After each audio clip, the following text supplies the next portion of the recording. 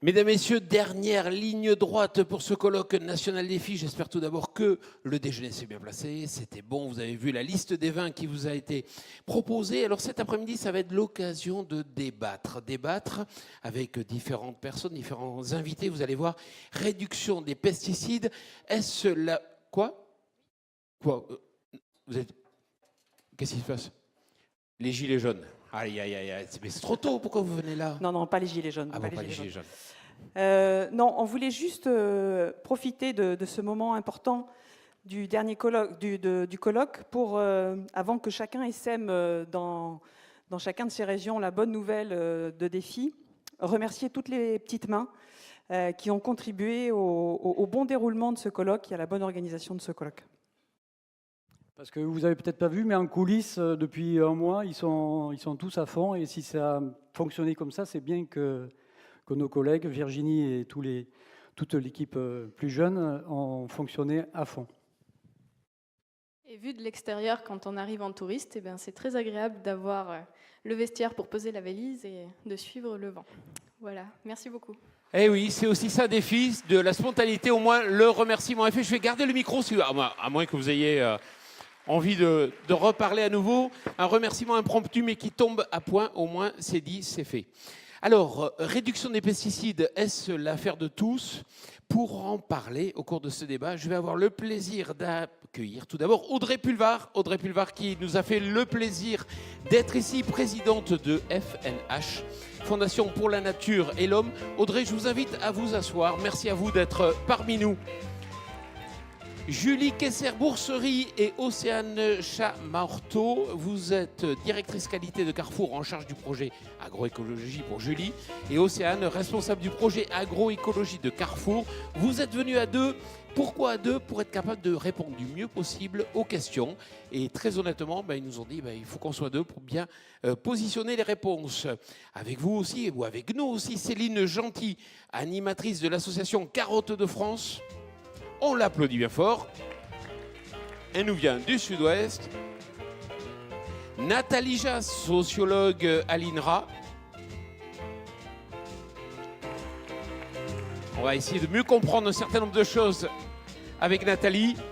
Et Laurent Rougerie, parce que sinon on aurait fait un plateau que de dames. Et il nous fallait effectivement un homme. Il est pomiculteur, il est président de l'AOP Pommes du Limousin. Audrey, première question. Ça y est, le virage de l'agroécologie, il a été pris en France. Il n'y a plus photo là, c'est clair. Ah, j'aimerais bien. Non, l'agroécologie, l'agroforesterie progresse, ça c'est sûr, et c'est tant mieux. Et souvent, quand on m'a dit oui, mais bon, tout ça, c'est des illusions, c'est des trucs de doux rêveurs, je réponds, mais non, c'est une réalité. Et tous les matins en France, et pas seulement évidemment, tous les matins en France, il y a des milliers d'agriculteurs et d'agricultrices qui se lèvent pour pratiquer l'agroécologie. Alors évidemment, l'agroécologie, c'est pas que le bio, hein, mais c'est tout un environnement, c'est toute une philosophie de vie, de culture, de relations un peu différentes au vivant, à la biodiversité. C'est évidemment se passer au maximum, parfois pas complètement, mais se passer au maximum de l'agrochimie, et mettre en place des techniques qui souvent sont des techniques qui existaient déjà par le passé, qui avaient déjà fait leurs preuves. Et tous ces gens mettent en œuvre une autre façon de faire de l'agriculture, plus respectueuse du vivant, plus respectueuse de l'environnement, plus valorisante pour eux et plus rémunératrice aussi, et qui est une façon de faire de l'agriculture qui est en plus crée de l'emploi non délocalisable. Donc ça, c'est quand même, voilà, c'est un procédé qui a énormément d'avantages. Bon, malheureusement, pour le moment, en tout cas, de notre point de vue à la FNH, ces agricultrices et ces agriculteurs ne sont pas assez soutenus par la puissance publique, ils ne sont pas assez soutenus par les politiques publiques mises en œuvre, et eh bien, nous continuons de pousser, de faire du lobbying d'intérêt général auprès du gouvernement pour que la pratique de l'agroécologie, de l'agroforesterie soit généralisée et que ceux qui choisissent ce chemin-là soient un peu mieux soutenus. évidemment. Merci beaucoup, c'est un vrai débat. Donc autour de la table, vous pouvez prendre le micro à tout moment, vous faites un petit signe et je vous donne la parole. Dans la salle, vous n'avez pas besoin de faire un petit signe, vous envoyez un SMS à ce numéro 06 44 64 66 00. On a prévu une belle plage à la fin pour que à la fois Emmanuel qui est au premier rang transcrive toutes les questions en version orale, merci Emmanuel, et puis aussi que vous, dans la salle, vous puissiez prendre, et vous verrez, on vous donnera le micro bien volontiers. Avec votre regard du sociologue Nathalie Jass, est-ce qu'on a perdu le lien producteur et consommateur? Ça semble évident. Oui, ça semble évident. Il y a une grande partie de la population qui vit dans des espaces urbains. C'est un lien que certains cherchent à recréer. Il y a beaucoup de dispositifs qui sont mis en place, que ce soit les AMAP, que ce soit des dispositifs intermédiaires comme la ruche qui dit oui, pour tenter les marchés, certains marchés de producteurs, les magasins de producteurs, pour tenter de renouer ce lien.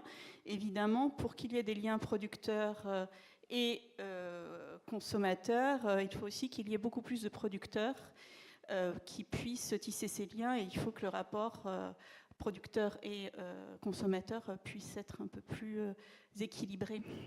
J'aurais dû mettre le mot confiance plutôt, non? À la place de lien. Alors oui, il y a l'idée de confiance. Si le rapport, il y a cette idée que si l'on peut avoir un lien personnel, on peut avoir confiance dans la nourriture que l'on va manger. Effectivement. Après, ça peut être il y a tout un ensemble de systèmes de garantie qui ont été mis en place aussi, avec par exemple des certifications, pour tenter de garantir des formes pour restaurer ou garantir des formes de confiance dans la nourriture, les aliments que l'on peut acheter qui ne sont pas produits par des producteurs que l'on connaît. Alors, il y a une équation où chacun a son idée à chaque fois, et vous êtes sociologue, vous avez une approche analytique là-dessus. Quelles sont les recettes, les ficelles, les façons de faire pour recréer justement cette confiance? Je ne suis pas capable de répondre à cette question. Je pense que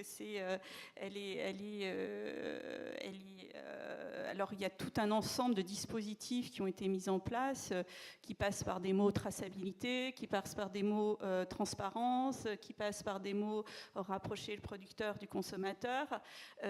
Ensuite, il y a beaucoup de crises sanitaires qui mettent en évidence que tous ces dispositifs peuvent être contrôlés. Contournés et détournés, et donc c'est un petit peu, à mon avis, un petit peu plus compliqué que l'ensemble de ces dispositifs. Il y a sans doute des pratiques d'inspection, des pratiques de contrôle et des pratiques de traçabilité qui sont à renforcer, quel que soit le mode lointain ou proche d'achat et de consommation. Julie Kessler-Bourserie, alors la réduction des pesticides, est-ce que c'est l'affaire de tous? C'est la question du débat. Alors là maintenant on rentre dans le débat. C'est pas que l'affaire des producteurs donc. Et pourtant on a des fois l'impression que c'est un peu que l'affaire des producteurs. Non, vous avez raison Jean-Paul, c'est pas que l'affaire des producteurs évidemment. Aujourd'hui, on l'a très bien dit, Audrey l'a très bien dit, on traverse une crise environnementale qui est lourde, qui est grave. On va être de plus en plus nombreux sur la planète. Si je ne dis pas de bêtises, en 2060, on aura dépassé les 10 milliards d'êtres vivants sur la planète. Donc, il va bien falloir nourrir tout le monde. Et aujourd'hui, si on se rend compte qu'on est dans une crise environnementale, c'est que dans 50 ans, ce sera pire si on ne fait rien. Aujourd'hui, donc, la production et les producteurs sont à la base de toute notre alimentation, ça c'est certain. Néanmoins, cette production, elle est directement impactée par nos modes de consommation. Et quand je dis ça, je dis finalement toute la chaîne du producteur au consommateur est impliquée dans cette transformation. Je prends le cas de Carrefour, bien entendu, qui me concerne le mieux, qui est la distribution aujourd'hui. Carrefour, si je prends un chiffre en France, on vend un peu plus d'1 million de tonnes de fruits et légumes. Et on ne pouvait pas juste dire aux producteurs, vous êtes gentils, faites-moi du bio, de l'agroéco, et puis nous, on va le vendre. Non, pas du tout. Aujourd'hui, on travaille en filière avec certains de nos producteurs, dans nos filières qualité, et donc on a une main chez un producteur et l'autre main chez le consommateur. Donc on fait le lien directement, et en faisant ça, on s'est dit qu'il fallait absolument qu'on accompagne tout le monde sur ce sujet-là, tous nos producteurs volontaires, donc ça nous en parlera peut-être un peu plus que moi, en disant, voilà, est-ce que vous prenez le pari avec nous qu'on peut mieux produire? Et ceux qui veulent y aller, on les accompagne techniquement, on les accompagne humainement, et après on met directement en magasin les produits. Donc effectivement, on est tous concernés, mais j'en appelle aussi à ce que disait Audrey, les pouvoirs publics, on a besoin d'eux. Parce que quand vous faites de l'agroécologie ou du bio, les produits sont peut-être un peu moins jolis, mais ils sont super bons. Et aujourd'hui, on a besoin d'aide pour prévenir le consommateur sur ce sujet-là. Nous, en tant que Carrefour, on va porter des messages, bien entendu, sur nos produits en disant produits sans pesticides de synthèse dès la floraison, ou je ne sais pas, produits sans insecticides tout le long de la vie, avec toutes les avancées qu'on va pouvoir faire avec nos producteurs. Mais normalement, le consommateur, avec ce choix éclairé, il faut l'aider. Il faut l'aider à choisir correctement ses produits. Julie, ce matin, là, au second rang, là, il y avait un viticulteur. Il nous a dit, moi j'ai suivi les conseils du groupe Défi, j'ai diminué tout, etc. J'ai réduit, c'était parfait. Sauf que cette année, j'ai pris le bouillon parce qu'il y a eu une climatologie qui n'a pas été favorable. Donc, il a une perte qui est énorme. Vous avez dit accompagner techniquement, accompagner humainement, et vous n'avez pas dit accompagner financièrement. Je vais passer la main à Océane, qui Ah, connaît mais c'est bien sympa. aussi ces sujets. Bravo. On est là à deux aujourd'hui. Ok. Alors, concernant l'accompagnement, en fait, quand on parle d'accompagnement financier, l'accompagnement technique en fait partie. Aujourd'hui, on prend en charge tout l'accompagnement technique auprès de nos fournisseurs. Donc, c'est-à-dire qu'on leur met à disposition des porteurs de solutions, des scientifiques. Dans l'accompagnement financier, on considère aussi, nous, on est sur le terrain tous les jours. On est en contact permanent avec eux pour on va dire, débloquer des situations qui pourraient être compliquées, pour les accompagner, pour voir ce qui se passe, pour trouver des alternatives, pour trouver des compromis, voilà, pour pouvoir avancer. Il y a évidemment, quand on sort des produits agroécologie, aujourd'hui en magasin, on met un stick sur nos produits pour expliquer aux consommateurs aujourd'hui le travail qui a été fait par le producteur, et on valorise avec un cost plus justement cette prise de risque qu'a été pour eux l'agroécologie. Il y a ça. Faut savoir aussi qu'on leur accorde ce qu'on appelle, nous, un filet de sécurité, c'est-à-dire qu'aujourd'hui, ils se lancent dans l'agroécologie. Il y a des risques, c'est un petit peu comme dans le bio aussi. On a un petit peu de perte de rendement, on a des contraintes techniques, on a des fortes pressions avec des auxiliaires, des ravageurs, des choses comme ça. Et nous, on ne veut pas que le producteur derrière, il perde sa production si vraiment il y a eu un gros problème. Donc, on va dans la démarche agroécologie jusqu'au bout. Par contre, si demain, il nous dit vraiment, j'ai pas le choix, j'ai un gros problème, j'ai une grosse pression, je suis obligé de traiter, on va quand même leur accorder le droit de traiter en chimique en dernier recours pour pas que le producteur derrière perde sa production. Par contre, ce qu'on leur garantit aussi derrière, c'est que quand on fait notre travail, par exemple sur les filières qualité Carrefour, on a par exemple des carottes FQC et on a des carottes FQC agroécologie. Demain, ils traitent en chimique à cause d'un problème, on ne va pas le déclasser sur du conventionnel, on va le garder dans nos filières. On ne pourra pas le mettre en agroécologie, mais on lui garantira quand même de le garder dans notre gamme filière qualité. Donc il y a tout ce point-là donc financier. Aujourd'hui, comme disait Julie, on va quand même plus loin aussi. C'est pas juste vous nous faites de l'agroécologie et nous on vous accompagne financièrement. Il y a aussi tout l'accompagnement, on va dire humain, du fait qu'on est toujours en contact avec eux. On échange beaucoup, on est beaucoup dans la transparence, dans la confiance. C'est vraiment une relation, un partenariat qui est fort. Et c'est là-dessus aussi qu'on s'appuie, parce qu'aujourd'hui, sans partenariat, sans confiance, sans une relation importante qu'on a avec nos producteurs pour les filières qualité depuis plus de 25 ans, on n'avancerait pas non plus. Voilà. Des produits moins traités, ça veut dire aussi peut-être des produits qui vont être moins calibrés, des produits qui vont moins se conserver. Est-ce que vous avez réfléchi en amont, vous avez réuni des groupes pour réfléchir à comment pallier à ce changement ? Alors oui, on a commencé à y réfléchir. On a bien sûr un groupe de travail en interne sur ce sujet. Pour tout ce qui est aujourd'hui agroécologie, je reprends l'exemple des carottes qui vont sortir en fait la semaine prochaine. On a des dérogations sur les calibres, déjà pour accepter un peu plus que ce qu'on accepterait aujourd'hui sur notre gamme de produits. Il y a tout ce qui est valorisation des écarts de tri aussi. Derrière, on ne pourra peut-être pas le vendre au consommateur en tant que tel sur un fruit et légumes, mais par contre, pourquoi pas utiliser les écarts de tri de nos producteurs pour les valoriser dans d'autres produits de notre gamme. On le fait déjà sur du jus et des compotes de pommes, on le fait sur des billes de melon surgelées, sur pas mal de produits. On a commencé à valoriser, donc comme ça, on les aide aussi quelque part. Et ça rejoint d'ailleurs l'idée du financement derrière, où on les accompagne en essayant de valoriser aussi tout ça. Et par contre, on va avoir aussi besoin des pouvoirs publics, puisqu'aujourd'hui, on a des réglementations sur les défauts d'aspect, sur les calibres en fonction des catégories, etc. Et aujourd'hui, il faudrait qu'on ait peut-être un peu plus de possibilités de ce côté-là pour que nous, on puisse aussi ouvrir un peu plus large dans nos attentes. Et puis, la grande distribution a aussi quelque part un devoir d'information du consommateur et un rôle d'éducation. On ne peut pas le faire tout seul, mais il faut aussi apprendre au consommateur à lui apprendre demain accepter que son fruit soit un petit peu plus moche ou qu'il n'ait pas le calibre. Alors un petit peu plus cher, effectivement. Ça dépend des familles de produits. Il y a toujours des produits qui sont un peu plus sensibles que d'autres. Mais je pense que c'est vraiment tous les maillons de la chaîne là, qui doivent en avoir conscience, et le consommateur aussi. Céline Gentil, animatrice de l'association Carottes de France. Déjà 3 mots-clés, c'est quoi une association Carottes de France? Alors, Carottes de France, c'est l'association des producteurs français de carottes pour le marché de frais. Donc, nos 9 adhérents qui représentent à peu près 250 producteurs de carottes en France sur les principaux bassins de production, la Nouvelle-Aquitaine, la Normandie et le Sud-Est. Ils produisent environ 200 000 tonnes de carottes par an. C'est un peu plus de 60% de la production nationale pour le marché de frais. Quand même. Vous avez mis en place donc le projet Défi Carottes et en même temps une charte de production. Est-ce que vous pouvez nous expliquer un peu concrètement cela signifie quoi? Alors en fait, à Carottes de France, on travaille sur de l'action collective. Les objectifs de notre association, c'est de pérenniser une filière de production de carottes durables. Donc il faut qu'on agisse sur différents secteurs. Demain, il faut que nos producteurs puissent continuer à produire des carottes, qui puissent continuer à les commercialiser. Et derrière, il nous faut aussi un consommateur au bout de la chaîne qui soit prêt à les acheter. Donc on met en place des actions sur ces différents volets.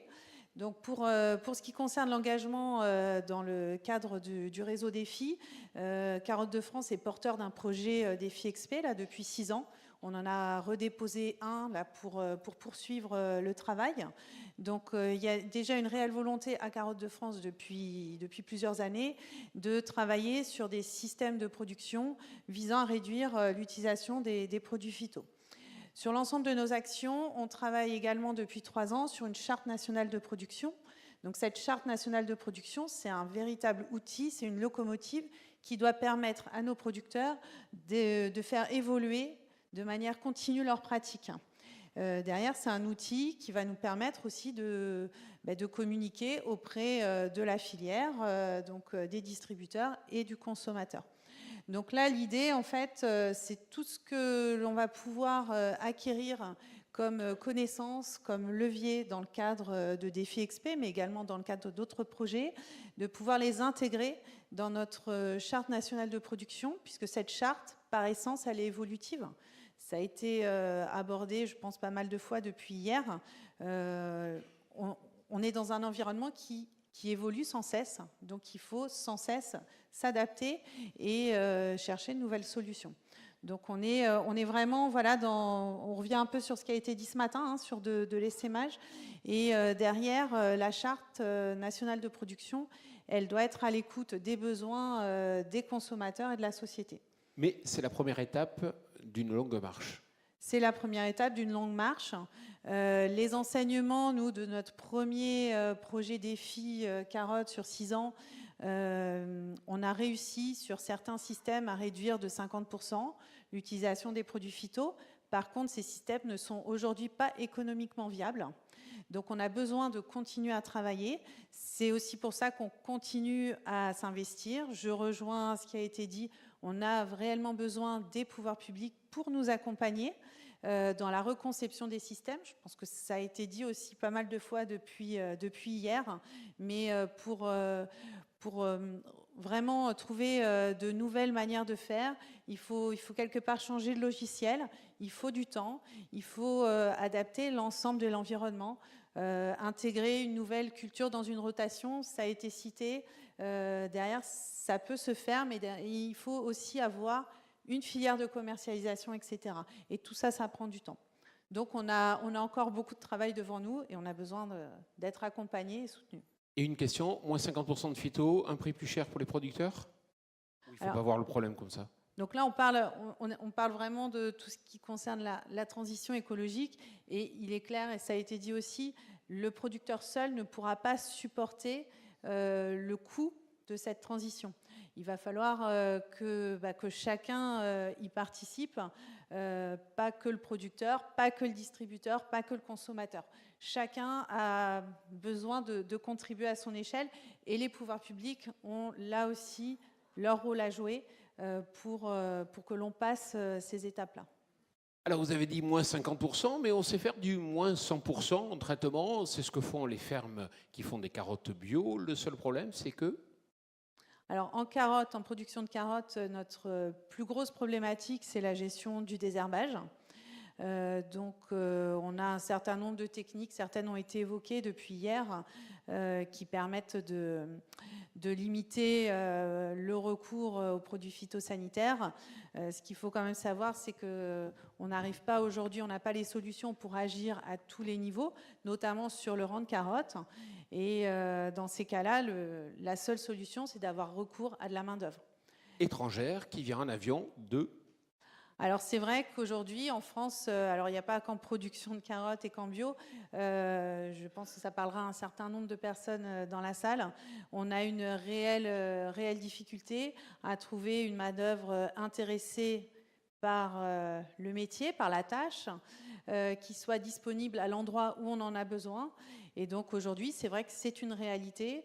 En production de carottes bio, certains producteurs sont contraints en fait de faire appel à de la main-d'œuvre étrangère et ça soulève d'autres questions. Ça soulève d'autres questions par rapport à l'idée de la réduction des phytos. Ça a été évoqué aussi, les solutions que l'on va trouver pour y pallier soulèvent d'autres questions. Oui, parce qu'on a étudié un peu la question. Des fois, les travailleurs viennent d'Amérique centrale. Donc, c'est effectivement une difficulté aujourd'hui à trouver des personnes pour venir se substituer aux moyens chimiques.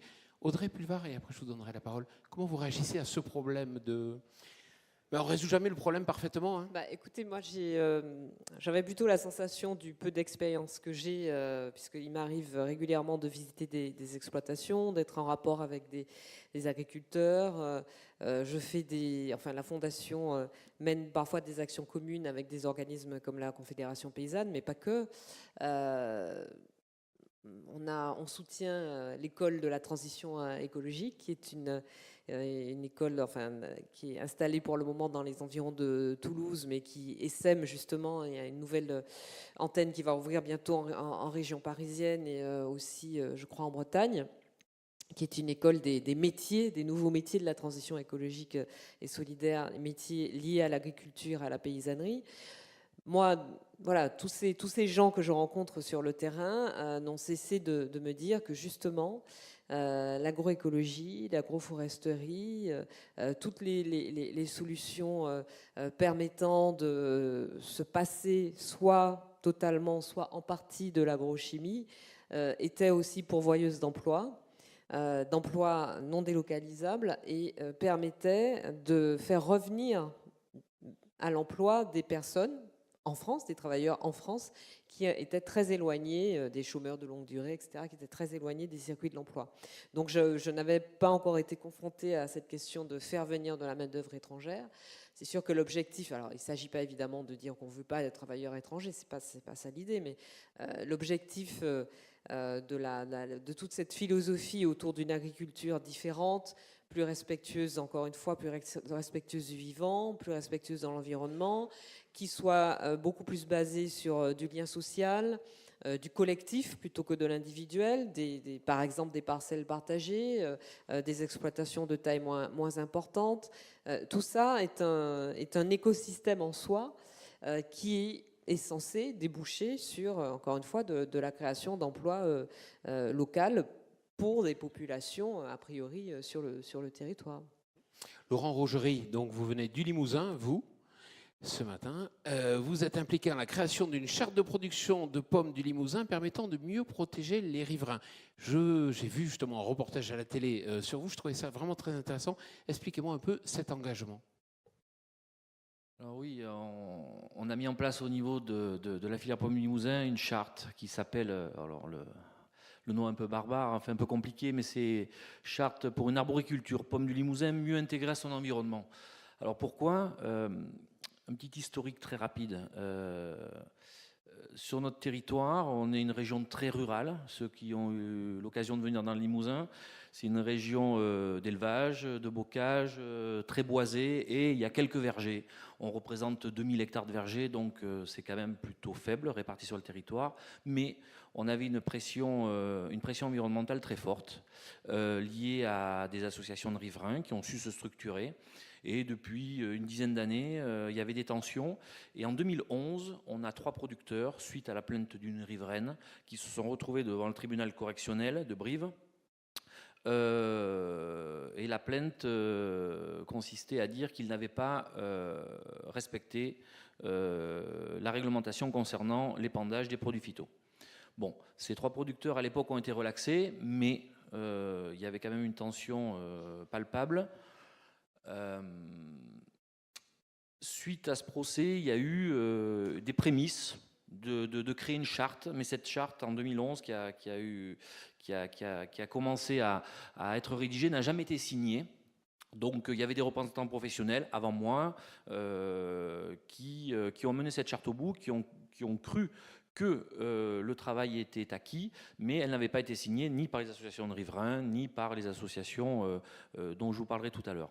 Bon, voilà, le temps passant, 2014, saccage de vergers, 2015, encore une autre fois, donc des vergers vandalisés, 2015, au mois de mars 2015, reportage sur envoyé spécial, donc là ça a été la goutte d'eau. Donc sur le reportage envoyé spécial, notre filière a été très lourdement impactée, une image très très négative. La goutte d'eau, c'est l'enfer pour vous, hein, c'est ça? Pardon? La goutte d'eau, vous voulez dire que ça a été l'enfer, puisque même la vente a chuté, non, derrière? Oui, enfin les ventes, il était temps de faire quelque chose.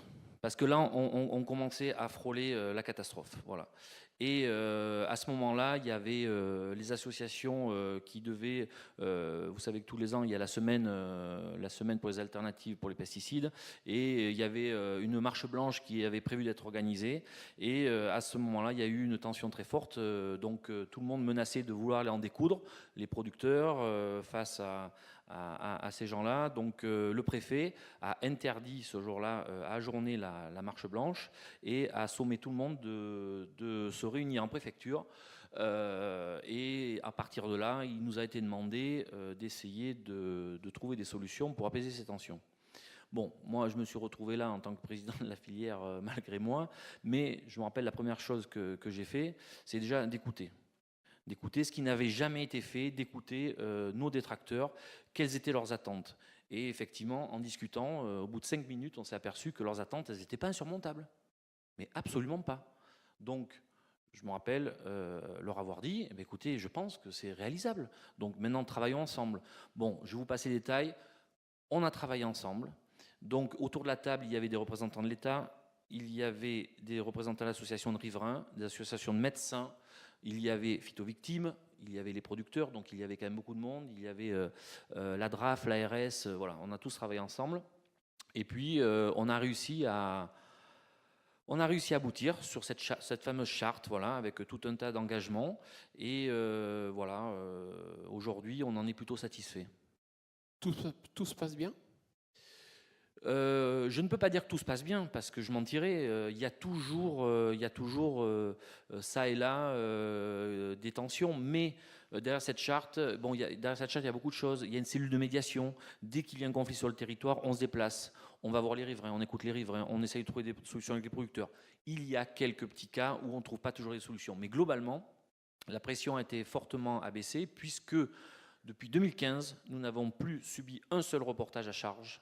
Et aujourd'hui, c'est plutôt l'inverse, c'est les associations de riverains, et c'est aussi pourquoi je suis là aujourd'hui. On est plutôt montré en exemple. Donc on a réussi complètement à renverser la situation en peu de temps. Voilà, je ne peux pas dire que cette charte s'est faite sans difficulté, parce que raconter comme ça paraît simple, mais ça n'a pas été évident tous les jours. Mais juste une petite anecdote. les gens avec qui ça a été le plus difficile pour évoluer, ça a été les professionnels du monde agricole et notamment certains représentants d'organismes, voilà, donc qu'ils soient des représentants syndicaux ou autres, voilà, je ne les citerai pas, mais ça paraît fou, mais c'est avec eux que ça a été le plus dur. Alors peut-être sans les citer, mais pourquoi à votre avis? Pourquoi ce frein à l'évolution? D'où ça vient? Pourquoi? Parce qu'après, c'est toujours une histoire de mentalité. Voilà, il y a des gens aujourd'hui qui sont plutôt dans des formes, qui veulent évoluer, on vient d'en parler ici, et puis d'autres qui sont plutôt bien dans leur petit confort et qui ne veulent pas que les choses évoluent. Bon, voilà, donc ça a été compliqué et j'ai été très, très étonné d'ailleurs que ça vienne de la part de ces gens-là. Voilà, donc il a fallu contre vents et marées faire face à ça. Donc je vais dire que ça a été dur parce que pour arriver à élaborer la charte, oui, mais après on l'a signée, donc tous les parties prenantes ont signé. Donc elle était soutenue par l'État. Aujourd'hui, on a le président de la région Nouvelle-Aquitaine qui vient de la soutenir. Voilà, donc, et il y a que 2 représentants qui ne l'ont pas signé et qui sont du monde agricole. Mais aujourd'hui, ils ont choisi le mauvais chemin parce que effectivement, si moi je suis là pour parler de notre charte, eux aujourd'hui ils sont plutôt montrés du doigt de ne pas nous avoir soutenus. Alors quand on vous écoute comme ça, on a l'impression que c'est qu'une charte, une cellule d'écoute. Non, non, non, vous mettez en place de vraies mesures qui visent justement à protéger les riverains. Expliquez-nous un peu pour que ça soit tangible. Oui, alors dans les grandes lignes, il y a beaucoup de choses, mais dans la charte, on s'engage par rapport à la problématique riverain, on s'est engagé à ne pas faire d'intervention phytosanitaire les dimanches et les jours fériés. On s'engage à maîtriser notre dérive, parce que ça, c'est tout bête, mais la dérive lors d'une application de produits phytosanitaires, j'ai eu du mal à le faire comprendre, mais finalement, on n'a fait pas beaucoup plus qu'appliquer la réglementation. Et la réglementation, elle dit quoi? C'est que quand on applique un produit phytosanitaire, il doit rester dans la parcelle dans laquelle on l'applique. Donc, c'est pas si simple, hein, vous avez dû en parler, c'est compliqué. Donc nous, on s'engage à respecter ça par l'implantation soit de filets antidérive, mais on a mis en place et on promouvoit la plantation de haies double rang. Donc aujourd'hui, à la sortie de cet hiver, on sera à plus de 30 km de haies plantées sur notre territoire, ce qui est plutôt bien et voire important. Donc on s'aperçoit qu'elles n'ont pas que ce rôle-là, elles ont aussi un rôle de biodiversité. Et aujourd'hui, on s'aperçoit qu'il y a des producteurs qui au départ n'étaient pas très très favorables parce qu'une haie, dans le monde agricole, on a plutôt eu tendance à les arracher, c'était ennuyeux pour remembrer les parcelles, et puis maintenant on nous dit d'en replanter. Mais les haies qu'on plante, ce sont des haies adaptées qui sont beaucoup plus faciles à entretenir, et on a aujourd'hui beaucoup de demandes, et c'est plutôt agréable de voir les producteurs suivre la démarche. Nathalie Jass, est-ce que c'est un cas particulier? Est-ce que c'est extrapolable? Comment vous voyez la généralisation de cela? Alors sur la problématique riverain, c'est une problématique qui s'accroît parce qu'il y a de plus en plus de ruralité, donc des exploitations qui sont prises dans des habitations. Les habitations se rapprochent des parcelles et des exploitations. Donc c'est des éléments à réfléchir et des formes d'engagement qui peuvent à la fois effectivement régler des problèmes, les anticiper, ou tenter de les régler, et par ailleurs contribuer à améliorer des pratiques, puisque par exemple maîtriser sa dérive, c'est pas quelque chose d'évident. Replanter des haies, ça a des effets aussi qui sont importants, qui peuvent s'appliquer à d'autres éléments, mais par ailleurs, dans certains territoires, c'est compliqué, notamment je pense au vignoble où c'est beaucoup plus compliqué parce qu'il y a une très forte valeur ajoutée. Donc laisser des espaces aussi, respecter la réglementation qui peut être de laisser des espaces entre des habitations, des écoles, ça peut être des pertes lourdes en termes de production, parce que chaque espace compte. Et donc dans ces espaces-là, ça veut dire peut-être envisager d'autres types de solutions, donc de changer pour le coup vraiment les pratiques, des pratiques sans phyto plutôt proches des habitations par exemple. mais ça demande un travail très compliqué, enfin compliqué dans le sens qui nécessite que tout le monde se mette autour de la table, et ça fait tout le monde, ça veut dire beaucoup de personnes, et se mettent d'accord. Donc il faut parfois des situations de crise, et ces situations de crise peuvent être une bonne chose parce qu'elles permettent de faire avancer les choses positivement, et donc on peut renverser la situation. Effectivement, je trouve que cet exemple est particulièrement parlant, et on peut le retrouver dans d'autres endroits, je pense. Oui, allez-y, prenez le micro. Nous, on avait été bien au courant de cette histoire de charte de voisinage des pommes. On avait soutenu, nos affaires publiques avaient soutenu suite à votre demande, et on l'a fait avec plaisir, et on est bien content que ça ait été signé par 80% des personnes.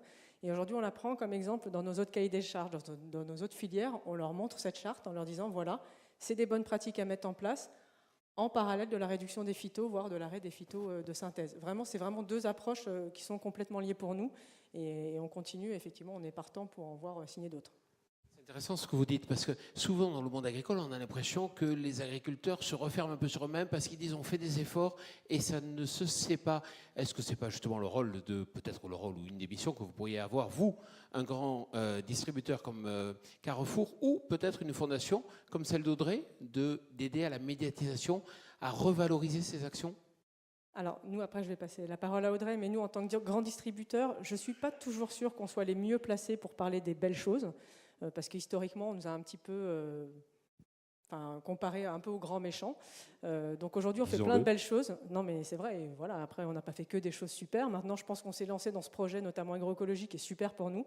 On pense qu'on fait vraiment évoluer les choses, et on met effectivement en relation toutes nos filières ensemble, et on fait partager les bonnes pratiques les uns avec les autres.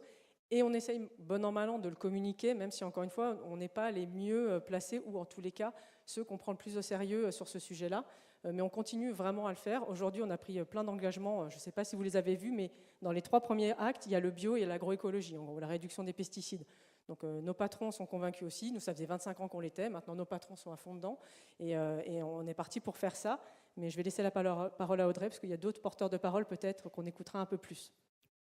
Audrey. Nous, on est une ONG environnementale, et en général, les ONG environnementales sont présentées comme les pires ennemis des agriculteurs, ce qui, pour ce qui nous concerne, est totalement faux, puisque, évidemment, il y a des points sur lesquels nous ne sommes pas d'accord, mais on fait des tas d'actions avec différents groupements d'agriculteurs. On mène des combats communs, notamment pour l'amélioration de la restauration collective, à laquelle on est engagé, par exemple, avec Interbev, qui quand même, les éleveurs bovins, souvent, ont été mis en porte-à-faux par rapport aux défenseurs de l'environnement. Mais justement, moi, j'ai toujours dit que pour nous, il ne s'agissait absolument pas de stigmatiser l'ensemble des agriculteurs, au contraire. Il s'agit de construire avec eux, avec nos experts, parce qu'on a un conseil scientifique dans lequel on retrouve des scientifiques, des ingénieurs agronomes, des spécialistes de la biodiversité, des écologues du climat, des économistes du climat, qui portent avec nous un certain nombre de solutions et d'études, de réflexions.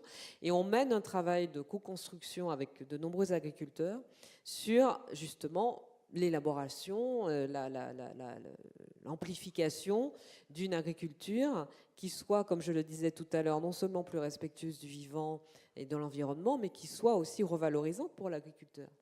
Et on mène aussi un combat sur les questions de transparence des filières, de sécurité alimentaire, parce que bien souvent, les agriculteurs sont à leur corps défendant accusés d'être responsables de scandales d'insécurité alimentaire, alors que bien souvent ils n'y sont absolument pour rien, mais ce sont eux qui payent les conséquences. Et puis sur la question de l'agrochimie, je préfère parler d'agrochimie que de phytosanitaire, parce que phytosanitaire, on a l'impression que c'est la santé de la plante, alors que bon, c'est pas tout à fait ça la plupart du temps. En ce qui concerne l'agrochimie, c'est là que parfois il y a des pierres d'achoppement. Nous, évidemment, en tant que défenseurs de l'environnement, on est pour une sortie des pesticides à court, moyen ou long terme. Alors évidemment, on défend et on continue de réclamer que l'interdiction du glyphosate d'ici 3 ans soit inscrite dans une loi et pas seulement laissée à la bonne volonté ou aux bons efforts des uns et des autres. Et ce n'est pas être contre les agriculteurs que de dire ça, c'est au contraire d'essayer d'élaborer avec eux, et encore une fois, en poursuivant un travail qui est déjà commencé, je le disais tout à l'heure, par des milliers d'agriculteurs et d'agricultrices en France, c'est essayer de construire avec eux l'alternative aux pesticides, l'alternative à tous les cides qu'on utilise dans l'agriculture, pas en mettant pas en élaborant une nouvelle molécule miracle qui pourrait remplacer toutes celles qui existent déjà, mais en valorisant un autre type d'agriculture, voilà, dont des exemples ont été ici développés. Donc nous, on est au contraire, encore une fois, dans la construction avec les agriculteurs pour valoriser leur travail, pour les protéger aussi des effets sur leur santé de ces produits et pour rétablir le lien de confiance avec le consommateur. Vous parliez tout à l'heure de problèmes de débouchés. La Fondation a créé il y a 2 ans un projet de garantie participative qui s'appelle Mon Resto Responsable, qui est un système qui permet à des restaurateurs collectifs, que ce soit dans des crèches, dans des écoles, dans des collèges, dans des lycées, dans des crous, dans des restaurants administratifs, dans des EHPAD, dans des CHU. Ce dispositif leur permet d'évoluer vers un plateau repas qui contienne beaucoup plus de bio ou labellisé, c'est-à-dire d'agriculture durable. Alors certains sont déjà très avancés, d'autres ne le sont pas du tout. Ils s'embarquent avec nous dans la démarche et ils progressent, et ça se fait, puisque c'est une garantie participative, en rapport direct avec les convives, avec les collectivités, avec les producteurs. Encore une fois, c'est du lien, c'est de la co-construction. Aujourd'hui, on a 500 restaurants collectifs sur l'ensemble du territoire, petits et grands, parce qu'au départ, c'était plutôt des petites structures, mais maintenant, c'est des départements entiers qui basculent avec nous. On a 500 restaurants qui sont engagés dans la démarche avec nous et qui démontrent que c'est possible, qu'on peut, en tant que restaurant collectif, parfois avec 400 repas à servir, parfois avec 8000 ou 10 000 repas à servir tous les jours, on peut mettre en place des circuits d'approvisionnement avec les paysans, les éleveurs, les agriculteurs locaux, départementaux, régionaux, puisqu'en fait, on est quand même dans un pays où, même s'il y a des régions qui sont un peu plus agricoles que d'autres, on est dans un pays où, sur l'ensemble du territoire, il y a des agriculteurs. Donc, ils mettent en place de nouveaux circuits d'approvisionnement. Ils mettent en place de nouveaux process de fabrication. On évacue évidemment les plastiques, on crée une légumerie, on recycle le carton, on lutte contre le gaspillage, on forme les équipes, on fait tourner les équipes différemment, on élabore des menus. Et au bout du compte, vous avez des collectivités qui sont ravies parce que ça crée de l'activité, ça crée de l'emploi, des agriculteurs, des paysans, des éleveurs qui trouvent des débouchés tout au long de l'année pour une production de qualité et durable, et donc leurs efforts sont récompensés, parce qu'en plus ils sont correctement rémunérés. Vous avez des équipes qui sont ravies, parce qu'elles ont l'impression de se réapproprier leur métier, et vous avez des convives, au bout du compte, qui aussi sont ravis, parce qu'ils mangent quelque chose de bon, de meilleure qualité, de plus diversifié, y compris quand c'est des gamins de 12-13 ans. Moi, j'ai déjeuné dans des cantines scolaires avec des gamins qui m'expliquaient que aujourd'hui, ils avaient pris du chou blanc, mais que hier, c'était du chou rouge, et puis que la betterave, il y a 3 jours, c'était pas mal aussi. Et en plus, ça ne leur coûte pas plus cher, parce que justement, tout le principe, c'est de rationaliser les approvisionnements, et en luttant contre le gaspillage, et j'en termine, en luttant contre le gaspillage, d'arriver à rattraper la différence de prix. Juste un mot encore pour vous dire qu'il y a 3 milliards de repas servis en collectivité chaque année, en restaurant collectif en France. La moyenne de gaspillage par plateau, multipliée par 3 milliards, c'est à peu près 140 grammes par plateau. Les restaurants qui sont dans le dispositif Mon Resto Responsable arrivent à descendre progressivement à 110, à 100, à 80, et certains sont à 40 grammes par plateau. Et vous avez dit c'est 500 sur combien, sur un volume Alors c'est très peu, c'est 500 sur des milliers, c'est 400 000 repas par jour sur 8 millions qui sont servis chaque jour. Mais tous les jours on a des engagements, tous les jours on a de nouveaux restaurants qui nous rejoignent. Et on n'est pas le seul dispositif de ce genre. Et c'est intéressant parce que ce matin, il y avait un agriculteur qui disait mais pourquoi on nous demande de supprimer le glyphosate en 3 ans et pourquoi on ne demande pas à toute la restauration collective de s'approvisionner localement en 3 ans Non, mais on lui demande, puisque la loi a fixé un objectif d'ici 2020 pour la restauration collective. À quel pourcentage ? Je ne Oui. voudrais pas vous dire un chiffre faux, mais pour moi, c'est entre 30 et 50%. Voilà, c'est ça. La loi fixe des objectifs, mais pour l'instant, le ministère de l'Agriculture, le gouvernement ne donne pas les moyens aux restaurants collectifs de l'atteindre.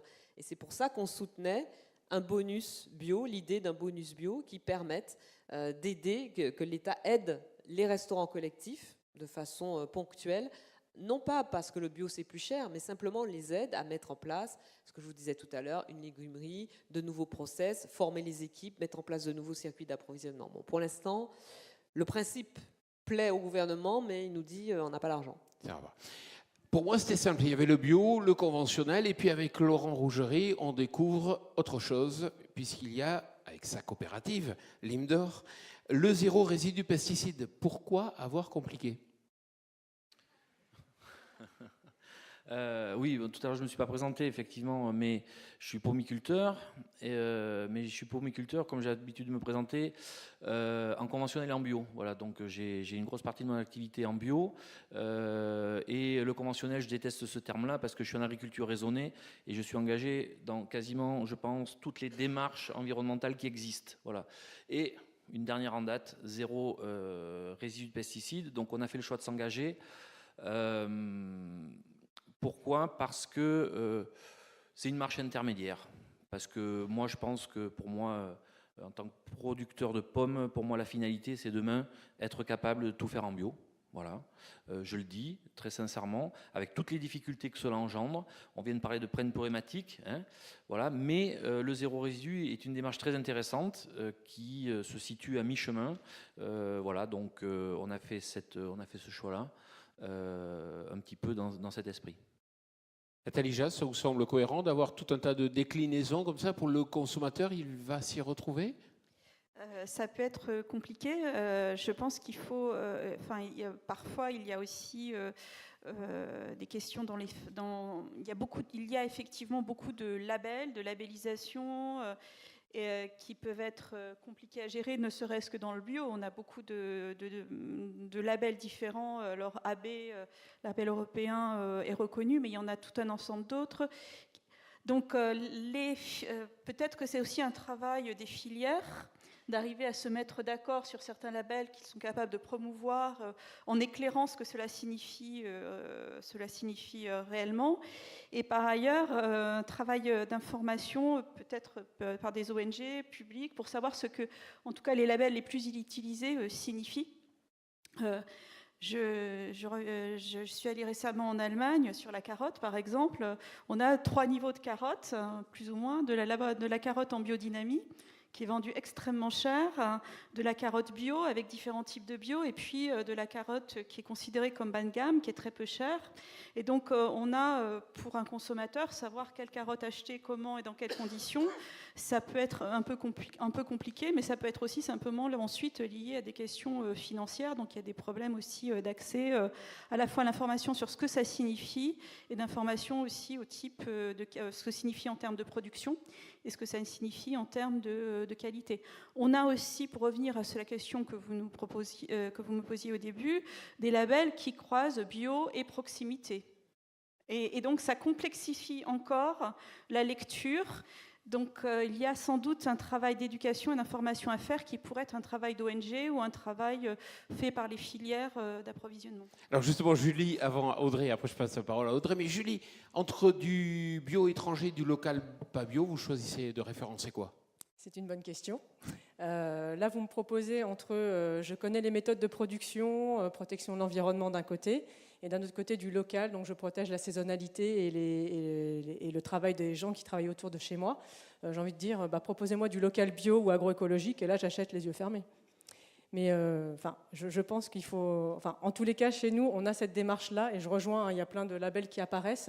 Nous, on a des filières aussi Carrefour en filière bio, mais vraiment filière jusqu'aux producteurs. Elles étaient que nationales déjà, donc on avait la saisonnalité. Maintenant, elles deviennent locales depuis 3 ans. On travaille donc avec plus de producteurs, évidemment, mais on essaie de les rapprocher. Donc oui, c'est du bio local. Alors je ne sais pas sur quoi ça va être communiqué, tant pis.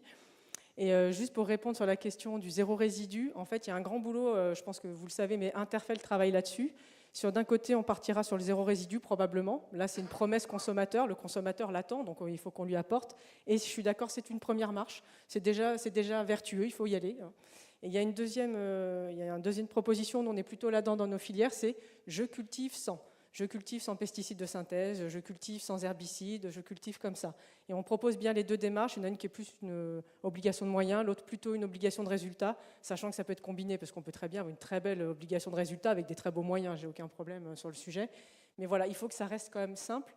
Mais on ne peut pas se dire on va faire juste un truc binaire, parce que sinon ça veut dire que tous les efforts des agriculteurs qui sont en marche intermédiaire, on ne pourra pas le valoriser, et donc on n'arrivera pas à rentrer dans un cercle vertueux qui est vraiment, dès que je fais quelque chose de bien, je le dis au consommateur, je lui explique pourquoi il y a un cost plus, pourquoi il va payer un peu plus, pas trop sinon il ne l'achètera pas, on le sait tous, mais c'est pour comment je valorise tout ça pour que ça fasse un cercle vertueux. Mais à la fin, il n'y aura peut-être qu'une seule agriculture qui sera biologique productive, sans le cuivre, et ça sera parfait. Audrey, vous souhaitiez réagir?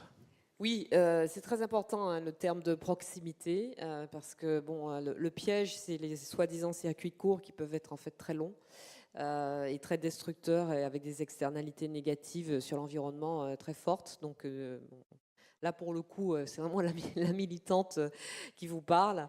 Nous, on milite pour un bio au moins national, sinon européen, mais que les choses soient à peu près cohérentes et logiques. C'est-à-dire que c'est un peu l'inquiétude qu'on a quand on voit à quel point la grande distribution s'intéresse maintenant au bio, tant mieux. Si ça peut créer des débouchés correctement rémunérateurs pour des producteurs locaux, régionaux, nationaux, tant mieux. Mais si c'est pour que, au nom de l'écrasement des prix, qui est quand même la logique en général de la grande distribution, c'est-à-dire les prix les plus bas possibles pour le consommateur, on se met à avoir du bio venu du Pérou, d'Argentine ou je ne sais où. Encore une fois, moi j'ai rien contre les étrangers bien sûr, mais soyons un peu logiques. Je ne dis pas que ce soit le cas chez Carrefour, hein. Bon, je fais pas mes courses chez Carrefour, je fais mes courses chez les commerçants du coin et au marché, mais c'est vrai que c'est une inquiétude et on constate, parce que quand ça m'arrive quand même d'aller dans la grande distribution et d'aller dans les rayons fruits et légumes bio, je vois quand même alors non seulement il y a des suremballages, mais bon, ça c'est dû aussi à la réglementation, on le sait, mais surtout, voilà, vous voyez du citron qui vient de l'autre bout de la planète, du citron, alors il est bio, c'est vrai, alors, les avocats, n'en parlons pas, et puis même des choses qu'on trouve aussi sur notre territoire, et qui viennent de très très loin, et donc qui sont... qui ont peut-être été produits dans des conditions bio, mais qui n'ont plus de bio que le nom, et qui n'ont plus la mentalité, l'esprit, la philosophie bio. Laurent, on a parlé des prix. Vous êtes un agriculteur heureux, vous faites du bio et du pas bio. Qu'est-ce qui vous fait vivre bien, le bio ou le pas bio? Qu'est-ce qui rapporte? Qu'est-ce qui rapporte? Bonne question. C'est pas toujours aussi simple que ça d'y répondre. Mais aujourd'hui, bio, pas bio, moi, on va dire dans le pas bio, je suis engagé, on est au niveau de notre filière et de ma structure coopérative engagé dans toutes les démarches les plus vertueuses qui existent, qu'elles soient des cahiers des charges clients. Et d'ailleurs, je remercie Carrefour puisque, vous l'avez dit tout à l'heure, il y a des éléments de la charte limousine qui ont été intégrés dans les cahiers des charges.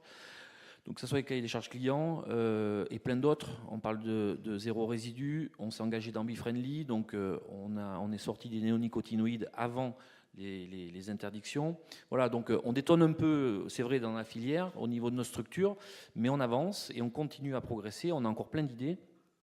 Et donc pour répondre à la question, aujourd'hui, on vit de tout, malgré nous. Il faut le dire là. Oui, non, mais il faut le dire. Moi, sincèrement, je suis pas un arboriculteur qui a l'habitude de se plaindre. Nos plus gros problèmes, ce sont les aléas climatiques qui n'ont rien à voir avec les problématiques phyto. Voilà, l'année dernière, par exemple, moi j'ai gelé, j'ai perdu ma récolte, donc ça c'est beaucoup plus compliqué. Mais sinon, aujourd'hui, le positionnement du bio en prix, pour nous, il est plutôt bien. Le positionnement du zéro résidu, on est en train de démarrer, il semble être plutôt intéressant. Il correspond aussi à cette marche intermédiaire. On est en train de se positionner en prix entre les deux. Et puis pour le reste, aujourd'hui, avec toutes les démarches qu'on a entreprises au niveau de notre structure, on arrive à valoriser auprès de nos clients parce qu'ils sont très attentifs à tout ça. Donc pour l'instant, ça se passe plutôt bien. D'accord, donc je retiens quoi alors? Tout va bien? Tout paye? Presque tout bien.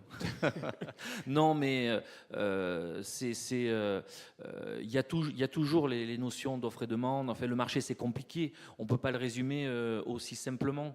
Mais globalement, les producteurs qui s'engagent dans des démarches qui aujourd'hui sont des démarches dont les concitoyens nous attendent, c'est des produits qui nous demandent. Aujourd'hui, on peut arriver et on arrive à apporter de la valeur ajoutée, et ce qui est plutôt intéressant. Voilà, on a souvent tendance à dire que les fruits et légumes ils sont chers. Moi, en tant que producteur, je dis qu'un kilo de pommes, pour ce qui me concerne, ben, c'est pas si cher que ça. Contrairement à beaucoup d'autres choses, il faut relativiser le pourcentage que représente l'alimentation dans le panier de la ménagère, comme on a l'habitude de dire. Il est quand même plutôt faible. Hein. Aujourd'hui, il est en dessous de 15%, donc, ou 13%. Voilà, donc c'est pas cher. Et je pense qu'on peut et on va actuellement chercher cette valeur ajoutée. Et voilà, donc, mais enfin, c'est un travail au quotidien et il faut sans cesse progresser. Céline, pour la carotte, c'est plutôt les bio qui vivent bien, plutôt les conventionnels, ou est-ce qu'on ne se pose pas la question? Alors là, je vais avoir du mal à répondre parce que moi, contrairement à Laurent, je suis pas productrice. Hein. Donc, j'ai pas un compte d'exploitation à ma disposition pour l'illustrer. Aujourd'hui, comme ça a été signalé, on est dans un marché d'offres et de demandes. On voit clairement que les prix s'ajustent en fonction de l'un et de l'autre. Donc aujourd'hui, ce qu'on sait, c'est que pour pouvoir vivre, quel que soit le mode de production, il faut déjà réussir à couvrir les charges. Il y aura des années qui se passeront un petit peu mieux que d'autres. Moi, aujourd'hui, mon inquiétude pour l'avenir, c'est de pouvoir continuer à produire.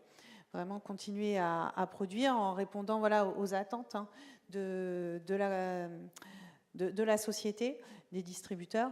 Et donc, si on continue à réussir à produire et à valoriser effectivement ce que l'on fait, dire comment est-ce qu'on est arrivé là, on arrivera à maintenir des filières qui seront pérennes et qui fonctionneront économiquement.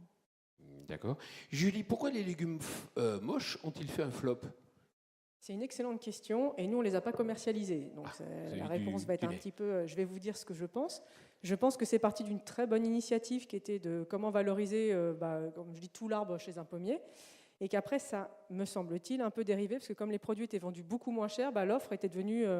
la demande était devenue tellement énorme que l'offre ne suivait plus. Donc je pense que c'est ce qui a un peu tué le sujet, mais ça remet en exergue finalement ça remet en exergue le fait qu'il faut tout valoriser sur un arbre ou tout valoriser dans une filière, notamment quand on fait de l'agroécologie. Le bio, on y arrive bien. On arrive bien à vendre des qualis plus petits, des produits un peu moins jolis. Le consommateur, ça ne le choque pas. Par contre, quand il passe en conventionnel, on lui dit cette pomme, elle est agroécologique. Ouais, mais elle a une tache. Oui, mais elle évolue pas. Donc il y a vraiment ce côté-là de se dire comment j'arrive à valoriser tout en magasin. On parlait des pouvoirs publics tout à l'heure. Il y a un vrai rôle, je pense, sur le sujet. Nous, on est très demandeurs. On a demandé à plusieurs reprises à les rencontrer sur ce sujet-là, sur comment je peux valoriser et que ça plaise aux consommateurs. Parce que moi, je peux mettre tout en rayon, j'ai aucun problème. Mais si ça se vend pas, ça marche pas. Donc personne ne gagne. Céline, vous souhaitez compléter et après c'est les questions. Juste, je voudrais compléter sur la question des légumes moches en l'illustrant sur la carotte, une filière que je connais un petit peu. Donc effectivement, on a dans toutes les parcelles, quel que soit le mode de conduite, parce que là, je voudrais peut-être insister là-dessus, on n'a pas des champs avec des belles carottes calibrées et d'autres champs avec des carottes moches. Non, c'est mélangé dans un champ et quel que soit le mode de conduite. Donc effectivement, après, on va trier, on va calibrer, on va avoir des carottes qui vont avoir des aspects qui peuvent être différents. En carottes, on va écarter certains volumes des circuits classiques de distribution pour le marché de frais. Pour autant, ces carottes, elles ne sont pas mises à la poubelle, elles ne pourrissent pas au bout du champ. Les agriculteurs, en tout cas les producteurs de carottes, et je sais qu'il y a beaucoup de filières qui sont engagées là-dedans, ils n'ont pas attendu qu'il y ait des initiatives carottes moches pour chercher des voies de valorisation. En carottes, on ne jette rien. Parce que si on a des produits qui ne correspondent pas aux exigences du marché de frais, eh bien on les oriente vers l'industrie agroalimentaire. Si ça ne correspond pas pour nourrir des hommes, ça peut peut-être correspondre pour nourrir des animaux. Et donc on a quand même une palette de solutions pour valoriser ces produits qui sont écartés. Après, on produit quand même avant tout pour nourrir des hommes. Et donc l'intérêt, c'est quand même de passer la plus grosse partie de la production pour nourrir des hommes. Mais donc voilà, je pense qu'il y a aussi ça, enfin, ces campagnes de communication qui ont peut-être très bien fonctionné.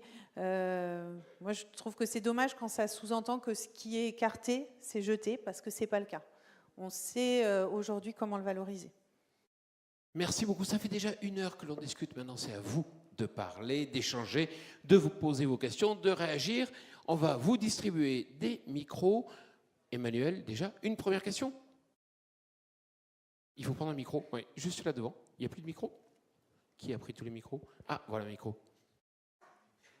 Merci. Oui, c'est pas grave. Il faut regarder les caméras. Ouais, je regarde les questions parce qu'on a été submergé de questions. Submergé. Vraiment, vraiment. Donc on ne sait pas trop par où commencer. La première. La première, c'est mieux, et qui est un peu plus globale. On se pose la question, enfin, on nous pose la question de savoir si la démarche zéro résidu ne met-elle pas le consommateur dans un flou face aux différents labels qui existent, aux différentes chartes, démarches qualité, etc. Donc c'est plutôt une question qui s'adresse un peu à tout le monde, je pense. On y a un petit peu répondu. Nathalie Jass a répondu en disant oui, c'est un peu flou, non? Mais allez-y, complétez.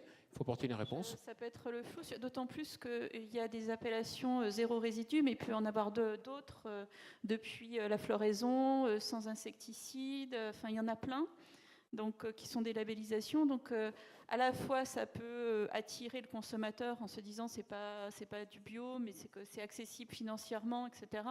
Et en même temps se disant à quoi ça correspond, qu'est-ce que ça veut dire réellement. Ou ça peut le noyer totalement. Ou à la fois l'attirer. Je ne sais pas si, à ma connaissance, il n'y a pas d'études, en tout cas de type sociologique, sur ces types de comportements. Enfin, ces labels, il y en a peut-être dans les organismes en interne, dans les filières, pour tester quelle est la meilleure appellation et la meilleure façon de présenter ces labels. Oui, simplement pour dire que nous sommes beaucoup impliqués dans les états généraux de l'agriculture et de l'alimentation l'an dernier, qui ont débouché sur la loi alimentation, et parmi les nombreux motifs de déception liés à ce qui est resté dans la loi par rapport à tout ce qui avait été proposé pendant les états généraux, il y a la question de l'étiquetage. Parce qu'on s'est beaucoup battu et on continue, mais on n'est pas les seuls évidemment, hein, pour une meilleure information du consommateur à travers l'étiquetage. Ça veut pas dire qu'il faut s'arrêter, non, c'est plus intime, c'est une nouvelle forme de débat. Ouais. Allez-y. C'est parce que c'est terminé en fait, c'est pour ça. Non, je crois pas. Faut rentrer, il faut pas rester. Non, c'est très important cette question de l'étiquetage, à la fois de façon positive et négative. C'est très important parce qu'évidemment, ça permet de valoriser ceux qui font le plus d'efforts et ceux qui sont les plus vertueux. Donc c'est quand même la moindre des choses que le consommateur soit informé des efforts faits par les producteurs. Et à l'inverse, quand il s'agit de sanctionner un produit, notamment des produits importés et produits dans leur pays d'origine avec des normes environnementales, sanitaires et sociales beaucoup moins exigeantes que les normes imposées à nos agriculteurs, eh bien, ce serait bien que le consommateur le sache. On a eu cette discussion à de nombreuses reprises, parce qu'on s'est beaucoup mobilisé, et là, avec des organisations agricoles contre l'entrée en vigueur de l'accord du CETA, et la possibilité, grâce à cet accord, d'importer non seulement de la viande bovine, non seulement de moins bonne qualité, mais surtout produite dans des conditions, encore une fois, sanitaires, environnementales, bien moins exigeantes qu'en France, mais aussi l'importation de productions agricoles élaborées avec des pesticides et des molécules qui sont interdites en France. Et souvent, nos sympathisants ou sur les réseaux, les consommateurs, etc., nous disent, mais c'est simple, on n'a qu'à ne pas en acheter. Il faut que le consommateur vote aussi avec son porte-monnaie. Mais là, nous, ce qu'on leur dit, c'est encore faut-il qu'ils le sachent. Encore faut-il qu'il sache que le produit qu'il est en train d'acheter est un produit négatif pour l'environnement, est un produit qui est arrivé là dans des conditions extrêmement négatives par rapport aux normes imposées à nos paysans et nos agriculteurs. Et à l'inverse, il faut qu'il sache pour valoriser les efforts fournis par les producteurs français.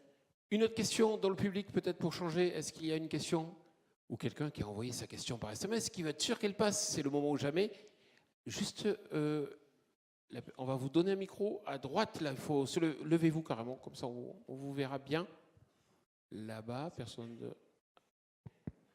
Alors si, là-haut, c'est ça. D'abord, on vous écoute, présentez-vous. Et puis, à droite, là. Donc, ah oui, aussi. c'est bon, ça marche. Allez-y, on vous écoute. Donc bonjour à tous, Améline Moutard, conseillère viticole. Bonjour. Voilà.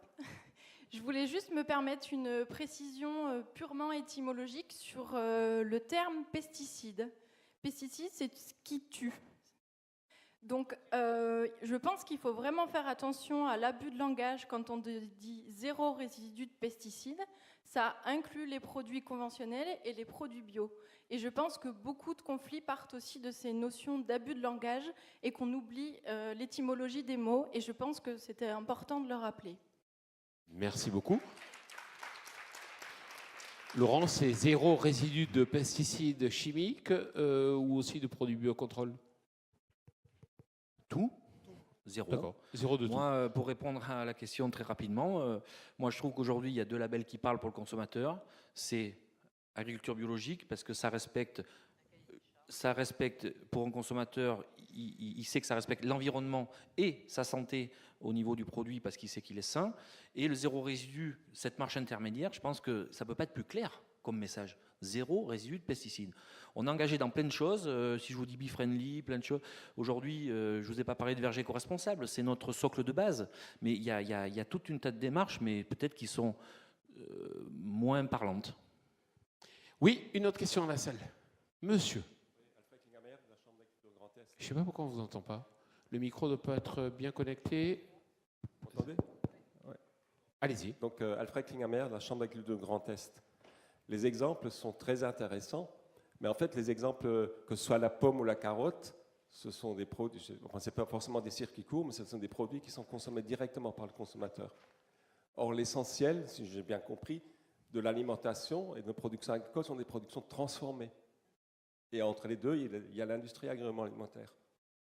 Et qui souvent, en particulier dans le domaine des légumes de conserve ou des pommes de terre, ont des cahiers de charges de production qui sont relativement, je dirais, bétonnés au niveau risque, enfin risque d'avoir zéro défaut, et qui poussent vers l'utilisation des produits phyto.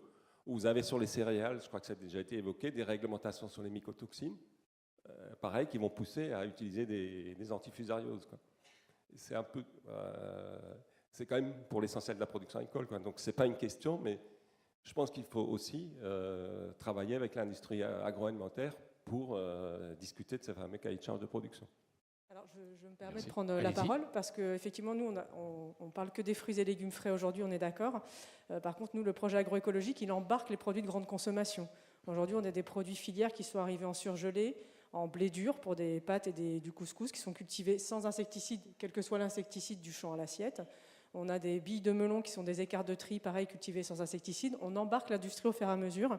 Et l'industrie, finalement, nous retourne cette demande en disant les filières, il y a des questions environnementales qui arrivent, on sent qu'on va aussi venir nous chatouiller, ce qui est bien. Et donc, il y a des demandes, nous, on a des bons duels ou des sécables qui viennent nous voir en nous disant sur votre marque, même sur la nôtre, on veut avancer sur le sujet. Donc, ils ont pris conscience. Enfin, franchement, je pense que la prise de conscience, elle est vraiment collective, hein, que ce soit l'industrie ou le frais. En tout cas, pour nous, on embarque tout. Autre question, juste à droite. Oui, je souhaite intervenir. Donc, juste avant, là, il y a eu une intervention par rapport au terme pesticide. Et donc, j'en profite pour faire remarquer que sur le terme agroécologie, finalement, c'est pas très bien défini. Donc, quand on dit des pratiques agroécologiques, un label agroécologie, finalement, c'est pas très bien ce qu'il y a derrière. Et chaque organisme a une idée de ce que c'est que l'agroécologie. Donc, c'est un peu équivoque. Mais ma question s'adresserait plutôt à vous, par rapport à la responsable de l'organisation de Carottes de France. Céline Et c'était plutôt quand on se trouve dans une filière, comment est-ce qu'on fait pour faire évoluer une masse en masse, et y compris des agriculteurs, parce qu'il y a cette problématique-là. Là, par exemple, dans le réseau des filles, on a des agriculteurs qui sont engagés. Comment est-ce qu'on fait pour faire évoluer, pour accompagner des agriculteurs qui, spontanément, ne vont pas se lancer dans une démarche peut-être de réduction de l'usage des pesticides? Comment est-ce qu'on fait pour entraîner une masse, quoi, Céline Gentil. Alors effectivement, pour entraîner la masse, il faut mettre des moyens. Je pense que la première étape, c'est le dialogue. Enfin, l'exercice qu'on fait depuis hier, ça y contribue. C'est le témoignage, c'est le dialogue, c'est montrer qu'il y a des choses qui existent. Après, il faut du temps. Il faut du temps. Nous, sur notre charte nationale de production, on va avancer pas à pas. On va évoluer dans le temps. J'ai utilisé tout à l'heure le terme de locomotive, parce que c'est vraiment ça l'idée. C'est grâce à ce type d'outils structurants pour une filière, montrer ce que certains font, comment ils le font, comment ils ont fait pour y arriver à d'autres, et les emmener. Après, ce qui nous aide aussi à faire évoluer les choses, c'est quand on a toute une démarche de filière, de la production à la commercialisation. On a eu des témoignages de ce que fait l'enseigne Carrefour, d'autres enseignes le font aussi, d'autres initiatives qui peuvent être à un niveau local ou pas, à différents niveaux. Quand on a une filière de commercialisation qui exprime des demandes, des attentes, ça nous aide aussi à emmener la masse. Et donc voilà, le travail, il ne se fait pas en un claquement de doigts. Je pense que la notion de temps, on en parle depuis hier, il nous faut du temps. Il nous faut du temps, mais on y arrivera. On y arrivera. Et ceux qui ne prendront pas le train, ils risquent de rester vraiment sur le bord de la route dans quelques années. Mais c'est notre rôle en tant que filière, en tant que collectif, de montrer qu'on peut continuer à exister. Et voilà, moi je vous disais tout à l'heure, vraiment ce que l'on met en place à Carottes de France, ça vise à mettre en place une filière pérenne et durable de la carotte. Et ça passera par l'écoute, par le progrès, et on a besoin vraiment de la production jusqu'à la distribution et aux consommateurs pour y arriver. Merci beaucoup. Audrey? Oui, juste pour répondre à la question. Alors effectivement, pesticides, c'est les tueurs de peste, les pestes au pluriel, donc des maladies, des ravageurs, toutes sortes de choses qui seraient censées atteindre les cultures. Et puis je pense que le grand public serait effaré de savoir tous les produits en cide qui peuvent être utilisés, pas sur toutes les exploitations, mais sur les exploitations agricoles, les fongicides, les nématicides, etc.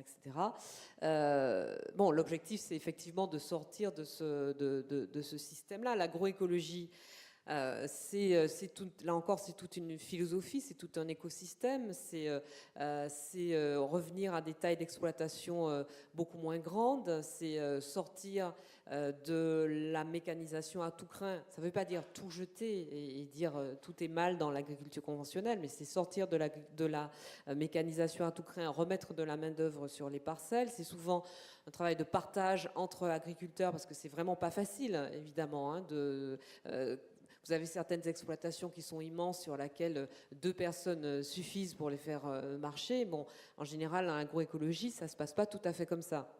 C'est évidemment avoir un niveau d'intrants et d'intrants chimiques le plus bas possible, et pouvoir remplacer l'efficacité à court terme, parce qu'à long terme, elles détruisent plus qu'elles n'enrichissent, l'efficacité à court terme des intrants chimiques, effectivement, en remettant des haies, en mettant de l'élevage, en alternant, en faisant des rotations intelligentes de culture, en gérant le couvert végétal, en alternant des fleurs et légumes sur certaines parcelles, en mettant en place tout un système. Allez-y, finissez. Voilà. On a plein de questions qui arrivent, c'est pour ça. D'accord, mais je fais vite sur ça. Donc voilà, ça marche. Et comment faire pour entraîner beaucoup d'agriculteurs sur cette voie-là? Eh bien, c'est la preuve par l'exemple, souvent. Hein. C'est la preuve par l'exemple, et c'est un cheminement, comme pour le citoyen, qui est vertueux. Les agriculteurs, ils s'en prennent plein la tronche, souvent pour pas un rond, en permanence. Ils sont vilipendés par une partie des consommateurs, ils sont vilipendés par une partie de la presse, ils sont hués par une partie des militants écologistes, pour certains d'entre eux, à raison. Parfois, c'est bien aussi pour eux de se réapproprier leur métier et de se rendre compte qu'ils peuvent être aimés, valorisés, respectés. Nous défendons aussi l'idée d'un paiement des services rendus à la nature par les agriculteurs, et tout un tas de dispositifs qui permettent de revaloriser cette profession. Et je pense que par l'exemple, on peut entraîner les masses. Merci. Audrey, une question tout à fait là-haut. Vous êtes applaudi, bravo. Une question tout là-haut. Non, je vous presse parce qu'on a beaucoup de questions. Monsieur ou madame? Bonjour. Je ne vois pas. Madame. Oui. Moi, j'avais plus une question pour Carrefour. Vous avez parlé de circuit de commercialisation avec les producteurs, et donc comment on peut dire, un prix, une rémunération pour l'agriculteur, voilà, une filière directe avec le producteur. Bon, pour tous les libellés, on a parlé agroécologie, raisonnée, agriculture bio. Moi, ce que je voudrais savoir, c'est plus d'informations sur comment ça se passe, en fait, la discussion avec l'agriculteur, parce que aujourd'hui, je vois pas comment un producteur peut parler prix avec un groupe comme Carrefour qui est mondial. Enfin, ça me fait un peu peur pour le producteur qui doit essayer d'avoir le meilleur prix, le plus juste pour lui, tout seul face à votre groupe. Et comment vous travaillez avec les groupes aujourd'hui de producteurs qui sont très actifs sur le terrain, moi je vais parler du bio parce que c'est ce que je connais le mieux, mais il y a Biolay en lait qui travaille sur son prix depuis plusieurs années, et et c'est grâce à un nombre de producteurs conséquents, plus de 1000 producteurs, qui arrivent à avoir un prix juste. Comment vous commercialisez, vous réfléchissez ce prix-là? Merci. Alors déjà, vous êtes où? Là-haut. Tout là-haut, dans l'ombre, au dernier rang. Je vous cherchais. Alors, je vais vous parler de ce que je connais bien, parce que moi, en tant que qualité, je travaille principalement les filières qualité Carrefour. Donc, les filières, c'est ce que je vous disais tout à l'heure, on travaille en partenariat avec des producteurs, effectivement, main dans la main. Et c'est construit avec donc un contrat de partenariat et qui est valable pour toute la filière. Donc alors tout ce qui est prix est plutôt géré effectivement par la partie marchandise, mais avec des prix minimums pour une partie des volumes, avec des volumes qui sont réservés, en tous les cas, il y a des contrats volume par an qui sont absolument gardés. Et ce que je vous disais, et avec Océane, qui les voit très régulièrement, c'est on les rencontre en permanence, que ce soit en qualité, en marchandise, en sourcing, c'est celui qui choisit avec nous les producteurs. On travaille vraiment tous ensemble sur ce partenariat. Donc oui, on est gros. Par contre, quand on va sur le terrain, pour nous, on est équivalent, et on regarde vraiment ce que fait le producteur, ce qu'il a mis en place. On parlait des pommes avec toutes les chartes qui peuvent exister, et on va valoriser ce qui a été fait. Avec, évidemment, il y a de l'offre et de la demande, mais s'il a fait bien son travail, si on a réussi ensemble à faire bien notre travail sur des pommes dites agroécologiques, pour prendre un exemple, il va être valorisé sur ça, et donc il sera rémunéré comme ça. Ça représente à peu près 20 à 30% de notre offre aujourd'hui, si je mets la filière Carrefour Bio, qui sont gérés en partenariat comme ça. Le reste de la filière, de ce qui est vendu en nos magasins, c'est plus de la marque nationale, j'avoue que je maîtrise moins. Mais bon, là, c'est plutôt l'offre et la demande qui font foi, je pense, sur ce périmètre-là. Sachant qu'on ne fait, encore une fois, là, sur ce côté-là, répondre aux consommateurs. Aujourd'hui, on a fait le test de temps en temps d'augmenter des prix ou de garantir des prix. Il faut que ce soit porté par un message pour que le consommateur il comprenne pourquoi sa pomme-là, elle est mieux que celle d'à côté, et pourquoi est-ce qu'il la paierait plus cher. En bio, c'est clair. En zéro résidu, ça arrive. En cultivé sans, c'est en train d'arriver aussi. Par contre, si on revendique rien sur la pomme, il va falloir qu'on lui donne une bonne raison de l'acheter plus cher. Si ce n'est qu'elle est toujours bonne, bien sûr. D'accord. Il y a une question là-haut encore? Oui, bonjour. Je me présente, Frédéric Macaire, je suis chef de projet Ecophyto à la DRAF Provence-Alpes-Côte d'Azur. J'ai une question dans le plan Ecophyto 2. Il y a une action qui s'appelle « Élaborer un référentiel de la protection intégrée des cultures », PIC, et donc un référentiel qui serait décliné aux échelons national, régional et des filières. A priori, pour le moment, il ne s'est pas passé grand-chose. Il y a un appel à projet en cours. Donc je suis contente d'apprendre qu'il y a une charte qui est en élaboration sur la filière carotte. L'idée, ce serait que pour chaque filière territorialisée, bien sûr, parce que les légumes, que ce soit dans le sud ou dans le nord de la France, on ne produit pas de la même manière, mais qu'on puisse avoir un référentiel qui fixe des règles pour que tout le monde s'y retrouve dans le changement de pratique, entre la simple substitution jusque complètement la reconception de systèmes vers l'agroécologie, et que ça corresponde à une labellisation ou une reconnaissance qui soit partagée par l'ensemble des partenaires, et qu'au final, on puisse avoir des éléments explicatifs et de communication pour le grand public, puisque là, il me semble, des études sociologiques ont pu le montrer, que la multiplication des labels, des reconnaissances, des mentions, sans ceci, sans cela, c'est anxiogène au final, tout le monde s'y perd et personne ne s'y reconnaît. Alors, ma question, j'y viens, pourquoi est-ce que ça n'avance pas? Qu'est-ce qui freine? Du côté des filières, on peut comprendre la complexité de mettre en place de tels référentiels. Qu'est-ce qui freine? Et du côté de la grande distribution, est-ce que vous seriez d'accord pour participer et reconnaître ces référentiels-là et l'utiliser dans vos cahiers des charges clients? Voilà. D'accord, merci. Céline et puis Julie, peut-être. Alors, moi, je vais témoigner sur ce que je connais, la Charte nationale carotte. Là, nous, les chantiers qui sont ouverts pour 2019 et pour la suite, on va s'inscrire pleinement dans la certification environnementale. Il y a déjà des chartes nationales de production, verger éco-responsable, mais également la charte nationale tomates et concombres de France, qui sont niveau 2 de la certification environnementale. On est plusieurs filières nationales produits donc à travailler dans cette voie-là. L'objectif, je pense qu'on a tous, c'est un jour de réussir à faire labelliser nos chartes haute valeur environnementale, donc le niveau 3 de la certification environnementale. On n'y est pas encore, mais on y travaille. Et ce système de certification environnementale, et notamment le HVE, c'est un dispositif qui est transversal aux filières. Donc au niveau des chartes nationales de production, on s'inscrit complètement dans cette dynamique-là. Julie? Et donc alors, ce que vous dites de reconnaître les différentes chartes ou les différents référentiels, en fait, on le fait déjà. Pour parler des vergers éco-responsables, on se voit une fois par an et on partage nos socles de cahiers des charges avec la filière et donc la charte verger éco-responsable. Et on reconnaît typiquement les vergers éco-responsables dans nos cahiers des charges. Donc à terme, c'est pour que les producteurs qui soient vergers éco-responsables aient un cahier des charges beaucoup plus léger Carrefour, ce qui n'est pas une mince affaire. Et d'un autre côté, de limiter les nombres d'audits, ce qu'on fait déjà en partie. Pour le coup, on essaie de regrouper un maximum les audits avec ce type de charte. Donc ça, on le reconnaît déjà.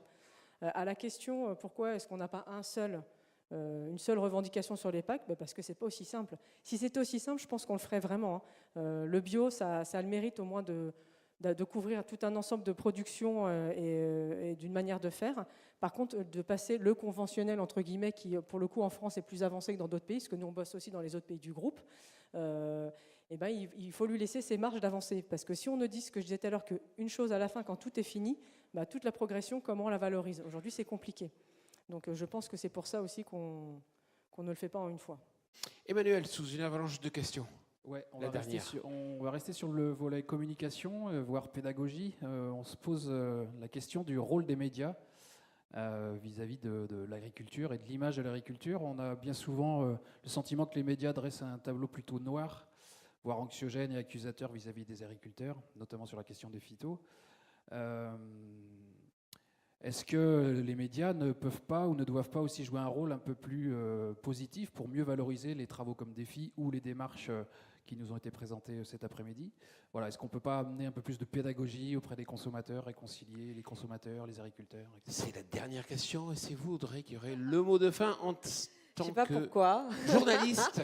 Pourquoi ça tombe sur moi?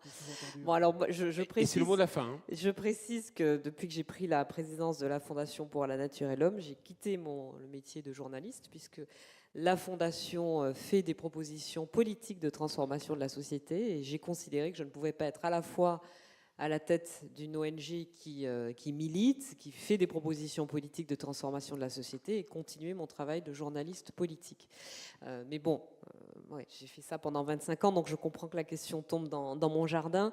Bah, j'ai dit tout à l'heure qu'effectivement, souvent les agriculteurs sont à tort emportés dans le tourbillon médiatique des scandales, des affaires, des scandales sanitaires, etc. Alors que pas toujours, mais la plupart du temps, ils n'y sont pour rien, donc ils sont des victimes collatérales. Évidemment qu'il faut que les médias fassent plus de pédagogie et par exemple qu'ils mettent un peu plus en avant les initiatives différentes d'agriculture qui fonctionnent, comme celle qu'on a entendue là.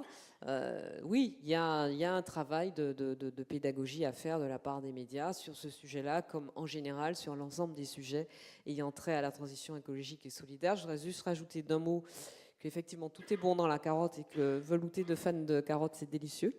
Je vous engage à chercher la recette, parce que c'est vraiment très bon. J'avais juste un tout petit point de désaccord tout à l'heure quand vous disiez moi, j'ai perdu ma récolte et c'est des problèmes de climat, enfin c'est des problèmes de météo pour le coup, et ça n'a rien à voir avec l'utilisation de produits d'agrochimie. Non, dit comme ça, non, effectivement, mais la question de la production de gaz à effet de serre, par exemple par les engrais azotés, par la taille des cheptels, les résidus et les modifications de la biodiversité dues à l'agrochimie, etc., ça pèse aussi dans la balance. Alors, en l'espèce, là, dans l'exemple que vous preniez, effectivement, il n'y avait pas de rapport, mais voilà, il ne faut pas oublier qu'il y a un lien entre quel type d'agriculture on fait, comment, dans quelle proportion. Par exemple, quand on dit que la France a une agriculture plutôt intensive qu'extensive, peut-être, mais sauf qu'elle a des externalités négatives en Amérique du Sud, par exemple. Donc, quel type d'agriculture on fait, comment, quel type d'alimentation on a, ça a un impact aussi sur l'environnement et la biodiversité. Et ça peut avoir un impact positif. Audrey Pulvar, Nathalie Jass, Julie Kessler-Bourserie, Océane Chamorteau, Céline Gentil et Laurent Rougerie.